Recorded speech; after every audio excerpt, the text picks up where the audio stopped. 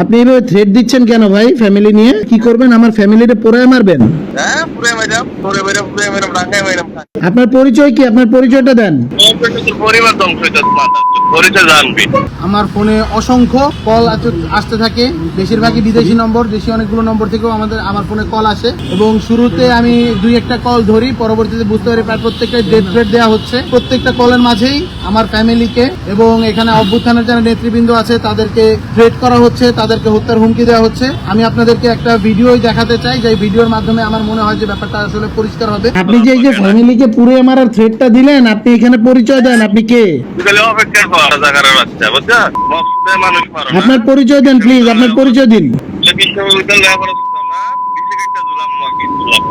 আপনি গালাগালি করতেছেন কেন? আপনি আপনার পরিচয় দেন, আপনি কে? তিনি আমাকে বলছিলেন যে ফ্যামিলি সহ পুড়িয়ে মারবে। আমি আবার জিজ্ঞেস করি যে আপনি কি আমার ফ্যামিলিকে পুড়িয়ে মারবেন? বলতে অবশ্যই পুড়িয়ে মারবো। অকথ্য ভাষায় গালিগালাজ করে এবং এটাও বলে যে আমার ফ্যামিলিকে পুড়িয়ে মারবে, অভ্যুত্থানের নেতাদেরকে পুড়িয়ে মারবে। অবিলম্বে শেখ হাসিনা আসবে এবং শেখ হাসিনা আসার পরে তারা নাকি হলো গিয়ে আমাদের যে পোড়া লাশ, সেই পোড়া লাশ নিয়ে আনন্দ মিছিল করবে বলে একাধিক নম্বর থেকে এই কল দেয়। ছাত্রলীগ আস্তে আস্তে সরব হওয়ার চেষ্টা করছে।